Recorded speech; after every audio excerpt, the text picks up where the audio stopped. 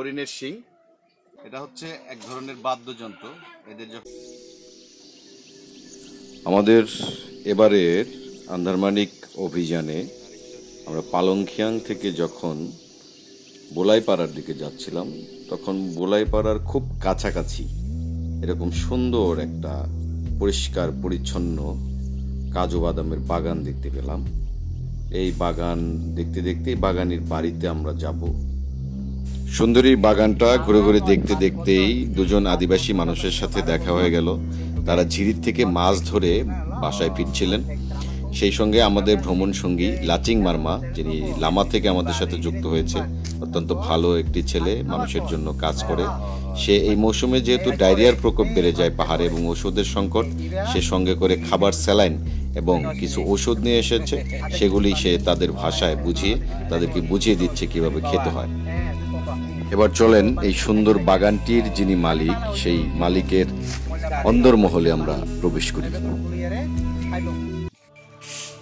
আমরা একটা মরদের বাড়িতে এসেছি। বাড়িতে দেখেন চুলার যে জায়গাটা, এই ঘরেই কিন্তু তাদের থাকা, এখানে সবাই থাকে, ঘুমায়। আবার ঘরের সাইডেই রান্না করার জন্য যে জায়গাটা করা হয়, রান্নার জায়গাটা হচ্ছে এরকম, এখানে নিচে মাটি দিয়ে করা, তার এখানে কাঠ দেওয়া। পাহাড়িদের থাকার ঘরের সাথেই এরকম ছোট করে মাটি দিয়ে আটকানো জায়গায় তারা রান্না করে। এখানে ফ্রিজের ব্যবস্থা নাই, এখানে মাংস সংরক্ষণ করছে, মাংস শুকিয়ে সংরক্ষণ করা হয়। এখান থেকে আত্মীয় স্বজন আসলে এই মাংসটা রান্না করে দেওয়া হয়। আরো অনেক ব্যাপার আছে। এখানে দেখলাম যে এই বাড়ির যিনি হচ্ছে মালিক, ওই দেখাও ওনাকে, উনি হরিণ শিকার করতো এক সময়। তো ওই যে হরিণের যে মুখটা শিং সহ উনি রেখে দিয়েছে, এই যে হরিণের শিং, হ্যাঁ, এটাও শুকিয়ে তারপরে মানে রিজার্ভ করে রাখছে। আরো আছে, আরো উনি হরিণ শিকার করেছিল, সেই হরিণের জায়গাটা আছে, এগুলো উপরে রেখে শুকিয়ে ফেলা হয়। এটা হচ্ছে। আর আরেকটা বিষয় হচ্ছে, যারা এই আদিবাসী পাহাড়ি আছে, এদের জীবনযাপন খুবই স্বাভাবিক। এরা অল্পতেই খুব খুশি এবং খুব ভালো মানুষ, সহজ সরল মানুষ, খুব ভালোভাবে থাকে, কারো কোনো ক্ষতি করে না।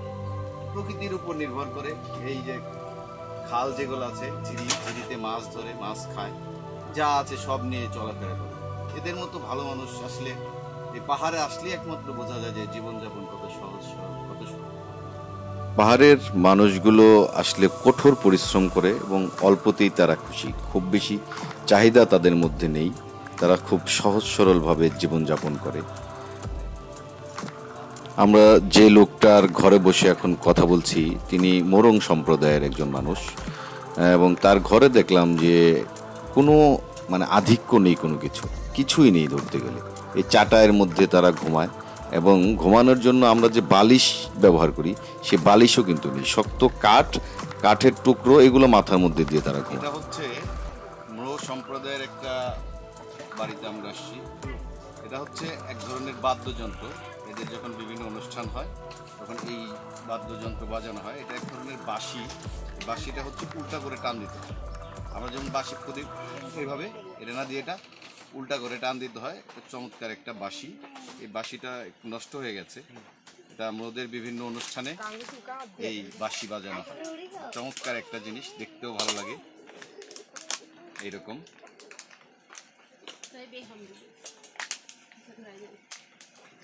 Thank you. আদিবাসীদের যে বাড়িতেই আপনারা যান না কেন, এরকম পানির পাত্র দেখতে পাবেন। এই পানির পাত্রগুলো আসলে আমরা যে লাউ ব্যবহার করি, এই লাউয়ের মতোই এক ধরনের সবজি, যার পরে পাকলে খোলসের মধ্যে এরা পানি সংগ্রহ করে রাখে। এরা ঝিরির থেকে পানি সংগ্রহ করে এনে এই পাত্রে রাখে এবং এই পাত্রে পানি অত্যন্ত ঠান্ডা থাকে এবং ভালো থাকে, এবং কলা পাতা দিয়ে এই পাত্রের মুখ আটকিয়ে রাখা হয়। আদিবাসীদের ঘরের সিলিংয়ের দিকে তাকালে এরকম সুন্দর কিছু কারুকার্য করা তৈজসপত্র দেখতে পাবেন। এগুলো হচ্ছে বিভিন্ন কাজে ব্যবহৃত হয়।